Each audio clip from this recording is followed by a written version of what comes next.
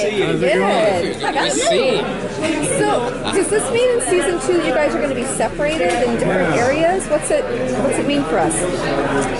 Not necessarily. I mean, obviously we start that way because we scattered to the wind. Yes. All the characters went in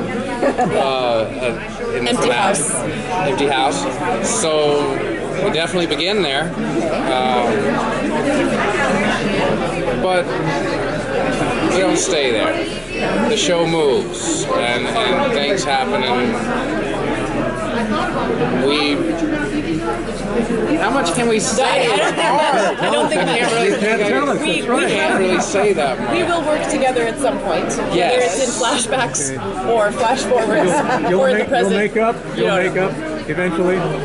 Well, I feel like this couple started with true love and a true sense of family, and really that is paramount for them. So I have faith that they will endure this, but it's not going to be easy, and they're not very happy right now. But they have a lot to deal with just trying to reunite the family, and you'll solve one problem and another problem arises. So we kind of have to deal with our relationship as we deal with the current tragedies and things that are happening with our own family and outside of our family. The world really expands in season 2. Really, I love Brian and Carlton for this. I mean, shit hit the fan. Everyone went in different ways, and these storylines opened up different parts of the world that they laid out in season 1, and you start to see the different corners of, what is on the Santa Monica side? What does that block look like? What is it like outside the wall? How much more sci-fi element are they bringing in? All that is increasing, so you'll get a lot of answers and a lot more questions. So the world is going to get crazier and crazier? Yes, it's going to expand. What do you guys want? Go ahead. No, go ahead. Yep. Are we going to fight a merger On the what? invaders? Yes. Yes. That's all we can say. That's about all we can say. It's going to expand in that way. We can't tell I you that. don't know. We can't actually tell you that. We just know that they're expanding a little more in that way. So the world is revealing itself. And science fiction aside, the show is very intelligent, looks at human stories and family, and what do you think about each other's characters' arcs of season 1? As in, you're both fighting for your family in different ways. Yes. What have you enjoyed most about watching, when you watch the show, each other's characters' evolution during season 1? I see a lot that has to do with the cost. I mean, I've been doing a lot of reading on the French Revolution, not the French Revolution, the French Resistance during the Second World War and collaboration. And I think that what Brian and Carlton have come to, I think, as the truth of the situation is that it costs you either way. It costs you to collaborate because there's that thing inside you that starts to, I think there's a kind of self-hatred and a disgust, and I know that you struggled with that even off screen, and when you get involved with something that even for the best of reasons takes human life and costs people, there's a horror, I think, at realizing what you are capable of. And so, these are people trying to keep a marriage together, but they're also kind of crumbling from within, and they don't have the luxury really of separating. We have children, and we live in an occupation. We can't requisition another house, and so we're in a way I'll stuck talk with to you each other. later. Yeah. I gotta There's no therapy. endure. Yeah, there's no. Can't just- pop in for a little coaching and make handle it. You make it work, and it keeps piling.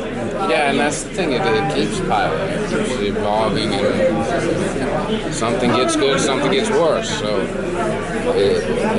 How did you guys prepare for this upside-down world that you're in? I mean, it's just a crazy world. It's upside down. Well, we live in one. Yeah, I mean, watch the news. Watch the news.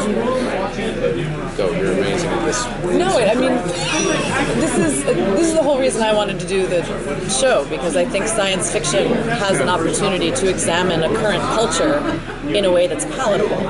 And I've said this before, but the first season of Battlestar Galactica was the most intelligent conversation on the U.S. Patriot Act I saw anywhere. Exactly. And to this day. And, our show is getting darker because our global politics are getting darker and our domestic politics are getting darker. And we have an opportunity to shoot a show about the genesis not only of resistance, but the genesis of dictatorship. And we're shooting it during a very charged election, and we're going to come on the air within weeks of the inauguration. That's an incredible privilege. Yeah. And it's a lot of our preparation. Yeah. And we're shooting all over Los Angeles, and the locations we find for the occupied state of things is not far off.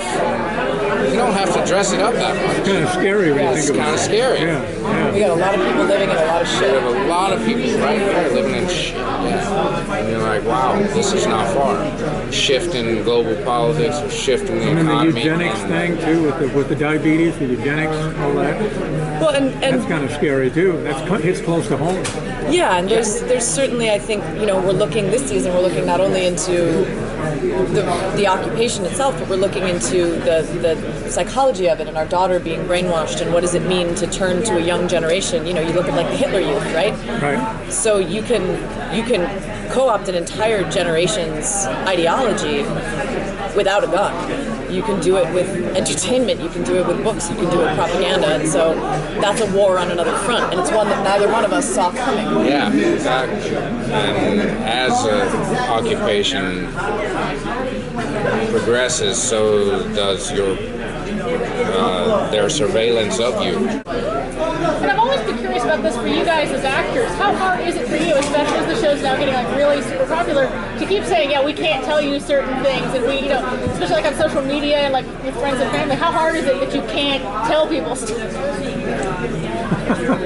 It's challenging, but we've been on that kind of, I've been working with Carlton for years now. That dog has made me do this, run around for years, trying to answer questions without answering questions. And so it's challenging, but it's also exciting. It's fun that people that you all are asking these questions, and that the questions are real and engaged. So that's fun. That energy's fun. And fundamentally, I think we know it's your job to ask, but you don't really want to know, in that, like, it's so much better to watch it than it is to hear about it first. Yeah, it's going to unfold. And hell, I can't even keep up with it. That's true. So, There's a lot we don't know. There's a lot we don't know. A lot we don't know. Which always helped on Lost, because they didn't tell us.